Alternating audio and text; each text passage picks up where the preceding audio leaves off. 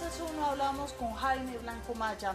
Él es el testigo estrella del caso Drummond y es la pieza clave para que la JEP entienda los asesinatos de los sindicalistas de esa empresa, así como la financiación a las Autodefensas Unidas de Colombia. Desde 1996 a 2001, Drummond financió a la SAUC. ¿Cómo fue esa entrega de recursos? Bueno, eso se ha digamos, discutido mucho. Fue a través de un sobrecosto que tenía el contrato de alimentación que yo tenía con la multinacional. Ese sobrecosto se estableció la contratación y había un sobreestimado de un 10% que se le daba a los ilegales para que prestaran algún tipo de seguridad a la multinacional. Es decir, ¿cuánto representó ese 10%? Bueno, hay dos informes de Policía Judicial y un dictamen, que es una prueba técnica hecha por los forenses, los contadores forenses de la Fiscalía, y en los tres documentos se establece más o menos una sobreestimación o un sobreprecio del valor de $1.800.000. ¿Qué nos puede decir usted de la orden de hacer esos descuentos, de aplicar esos descuentos? ¿Cómo se dio? ¿Quién la dio? Bueno, el tema contractual, digamos, de iniciar el contrato, había una persona que fue la que me movió todo el tema del contrato, y una persona con mucho poder en la multinacional, era un gringo, que había sido CIA, el señor Jim Atkin. Él era, digamos, el jefe mundial de seguridad de Drummond y venía a Colombia a darle seguridad a los expatriados, o sea, a los extranjeros que estaban en el país.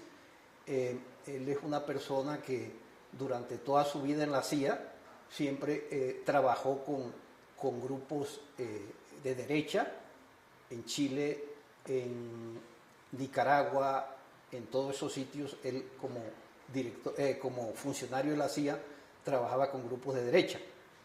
Posteriormente él fue reintegrado a la CIA, no pudieron demostrarle esa participación y volvió a Colombia como funcionario de la embajada americana y asesoraba al ejército en la base de Tres Esquinas.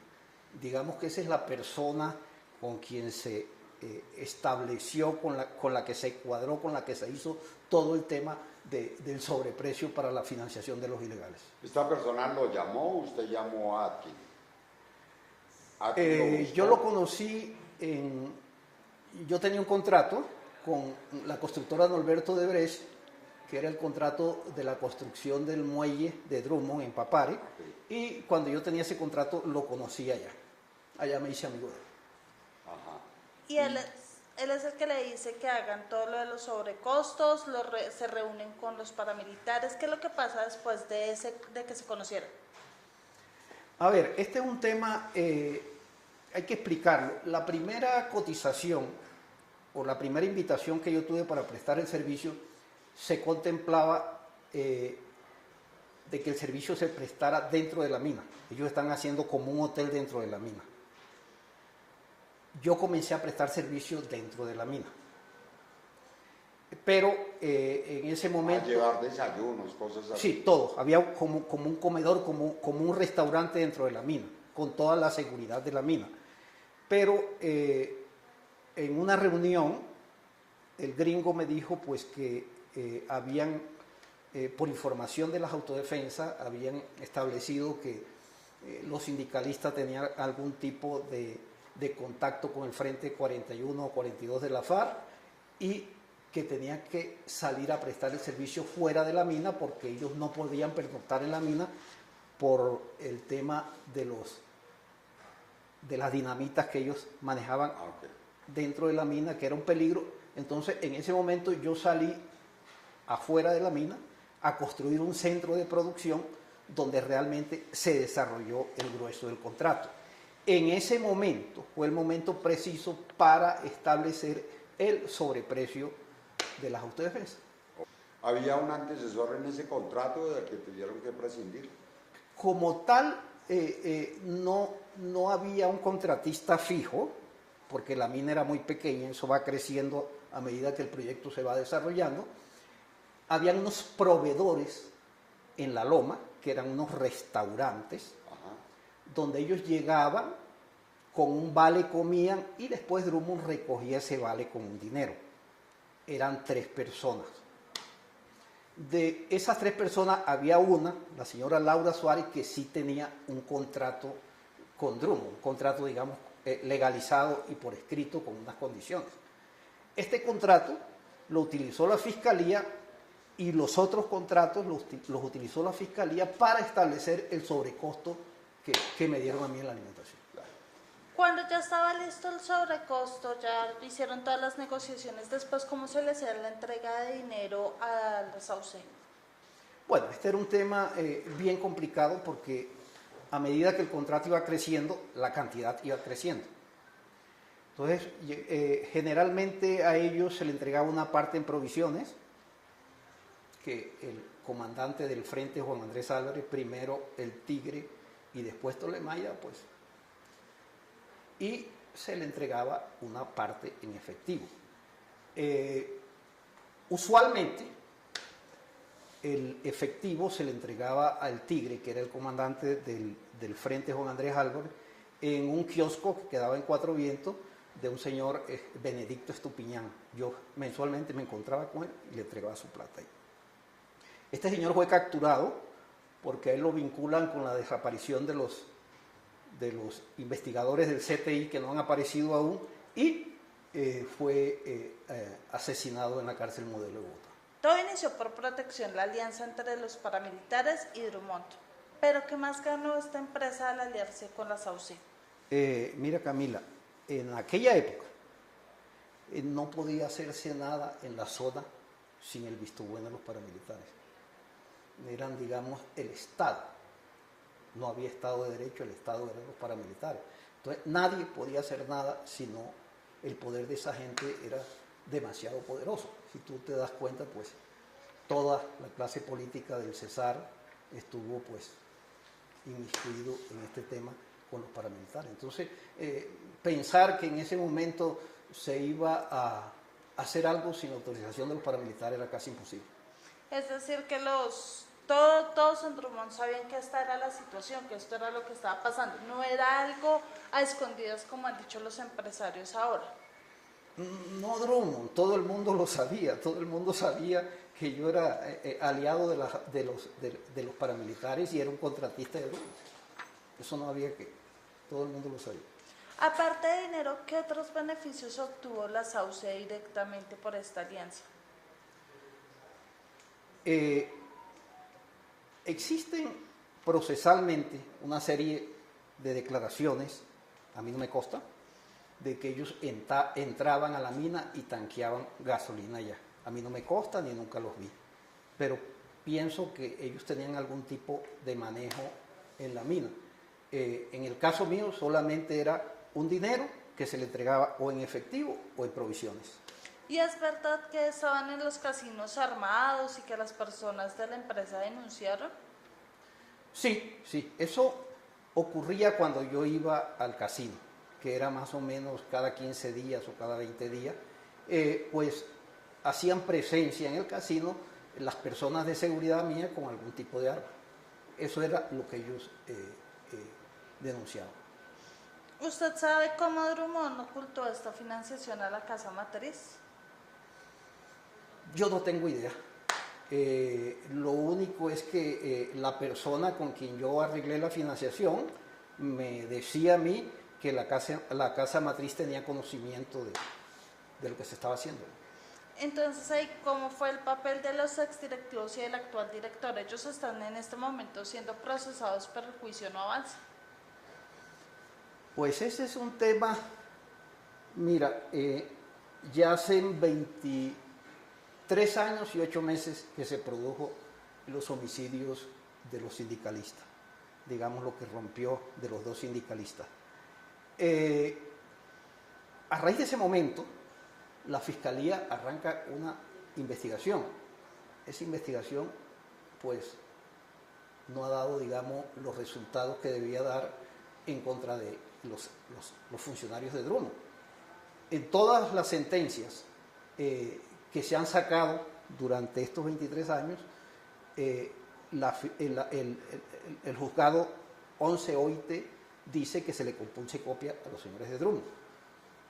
Pues ellos son especialistas en dilatar, incluso pues están acusados, tienen acusación desde el año 2020 y a la fecha no ha arrancado el juicio.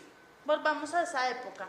Los trabajadores denunciaron en su momento ante la Defensoría del Pueblo y la Procuraduría lo que estaba pasando.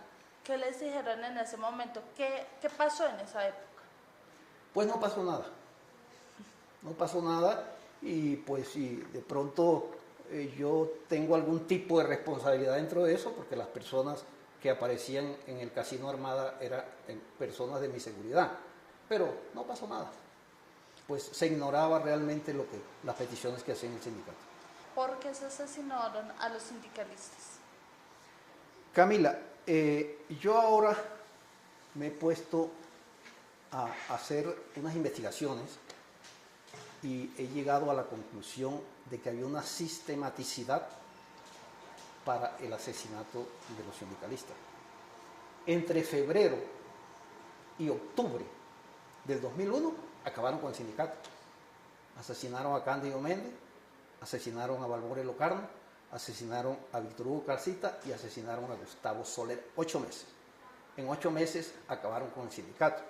Entonces, a nivel autodefensa o a nivel mucho más encima de lo que yo manejaba, había una orden de exterminio del sindicato. Esos 4 delitos que se cometieron en 8 meses han sido los 4 declarados lesa humanidad por la Fiscalía General de la Nación. ¿Usted sabe quién dio la orden con los nombres de los sindicalistas que debían ser asesinados? Yo eso no lo tengo claro, eso lo manejaba una persona, un empleado mío, con el gringo de la Drummond, con Mr. Jim Aki. Ellos fueron los que estuvieron, digamos, en ese tema. Incluso, pues, el día de los asesinatos, yo iba llegando a mi casa y recibí una llamada del gringo que estaba para esa fecha en Santa Marta. Y yo, Jaime, ¿cómo estás? Le digo, Don Jim, ¿cómo le va? ¿Supiste? Le digo, no, ¿qué pasó? No, asesinaron a Locarno y a Orcasita. Yo sí tenía conocimiento, pues, de lo que las autodefensas iban a hacer con ellos y lo que se venía, pero yo no estuve, digamos, metido en ese tema de las minucias de cómo se hicieron las cosas. Y con ese trabajador que usted dice que sabía lo que iba a pasar, y con Atkins, ¿qué ha pasado en este caso, pues, por los asesinatos? Bueno, el trabajador, él fue condenado en el 2008, él aceptó cargo, más no le hicieron ningún tipo de rebaja, acaba de ser admitido en la JEP y le dieron la libertad, es Jairo de Jesús Chávez. Y el gringo, Mr. Jim Atkins, tiene una orden de captura de la Fiscalía General de la Nación, pero ya ese es un señor de 80 y pico de años, es un jubilado de la CIA, no creo que lo toquen, ¿no? Debe estar en Estados Unidos, entonces. Sí, está en los Estados Unidos y la información que tengo es que está muy enfermo. Ah, ok, perfecto. Porque si a la final lo que los paramilitares decían se hacía, pues para que acabar con la vida de los sindicalistas y nadie les paraba bolas. Ahí se manejan muchas cosas de información que tenían las autodefensas.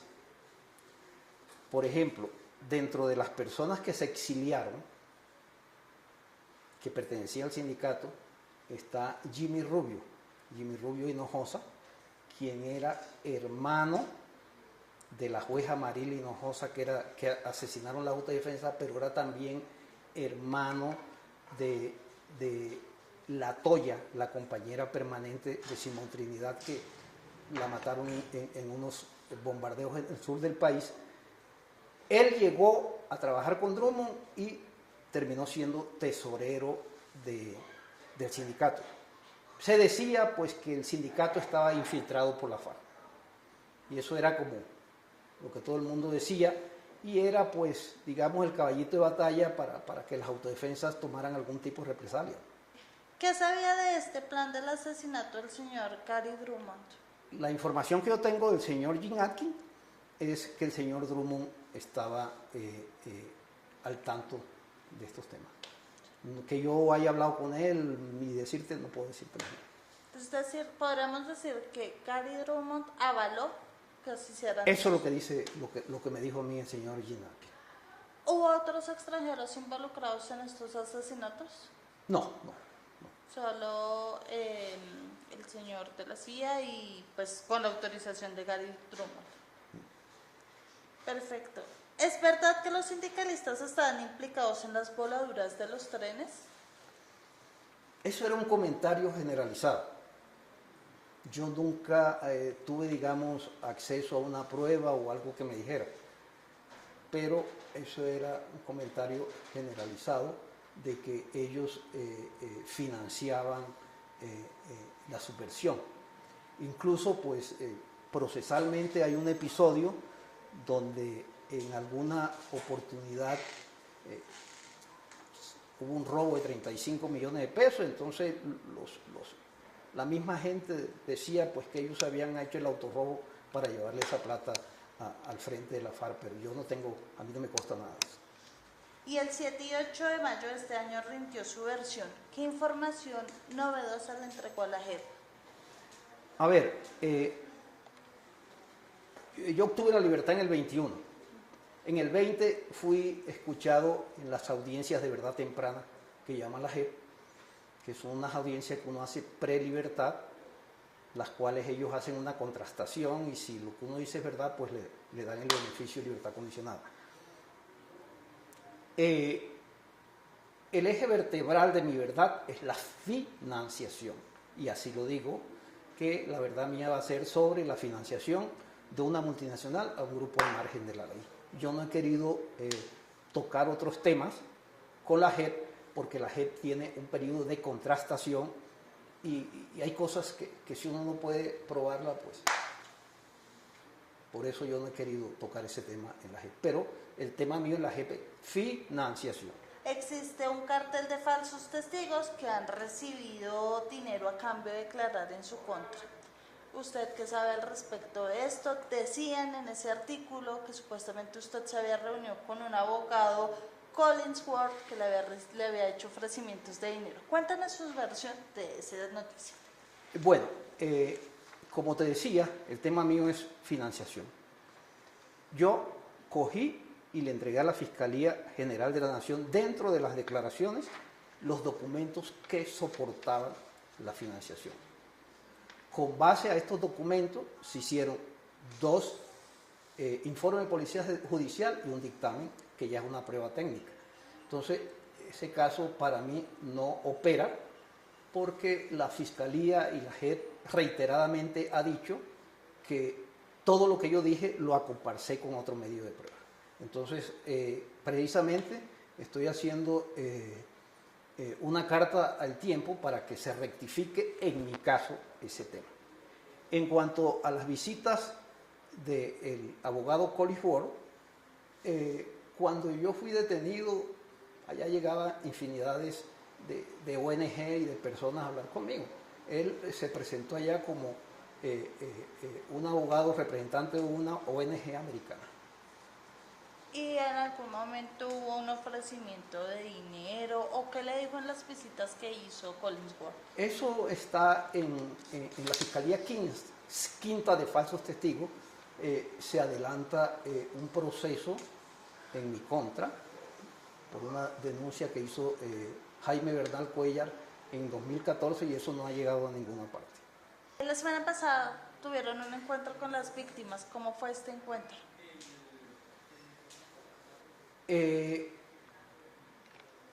A ver, es algo muy difícil, muy complicado. Mirar tú a la cara a la persona que lesionaste no es fácil, pero dentro de la justicia transicional existe el tema dialógico, que yo lo inicié desde el año 20 en mi audiencia de verdad temprana, y ahí hemos ido como avanzando con las víctimas en ese tema. No es fácil, es un tema bien complicado y muy difícil de manejar. En las audiencias, las víctimas que le expresaron. Las víctimas lo que quieren realmente, y yo pienso que están muy bien enfocadas, es la verdad, que se sepa la verdad cómo fueron las cosas. Eso, digamos, es el pedido grande de las víctimas. Perfecto. Aparte, obviamente, del asesinato de los sindicalistas, del tema de la financiación, ¿en qué otras cosas los paramilitares le colaboraron a Drummond, por decirlo de alguna manera? Drummond tiene en Colombia cuatro empresas. Mina, pues ahí había una financiación a través mío por el tema de la comida. Transporte, que es ferrocarril, tengo entendido pues que tenían otro tipo de arreglo con las autodefensas. Puerto, que es donde se embarca el carbón, y la comercializadora. Yo te digo lo que yo hice, el resto yo no tengo conocimiento, pues intuía de que sí había unos arreglos diferentes al mío, pero yo no tengo, digamos, prueba de eso. Es decir, que la financiación a Drummond puede ser incluso mucho más grande para los paramilitares. Sí, yo estoy seguro de eso, de que habían otra fuente de ingreso de Drummond a los paramilitares. Doctor, pues evidentemente el caso avanza, pero no con la velocidad que se espera. Lo mismo está pasando en el caso Chiquita, las cosas no avanzan, las víctimas esperan respuestas. Pero, ¿qué pasa si se llega a demostrar la responsabilidad de estas empresas, si se llega a unas condenas? ¿Qué va a pasar con Drummond, por ejemplo, acá en Colombia? ¿Puede seguir operando? Pues yo no soy abogado, pero analizando el caso de Odebrecht, yo pensaría que en el momento de una condena ellos pierden la concesión. Pero bueno, los abogados son los que conocen eso, ¿no? En este proceso que está en juicio los presidentes de Drummond como empresa está vinculada como tercero civil responsable. Entonces no podría decirte qué alcance va a tener eso, pero la lógica me dice eso. Perfecto.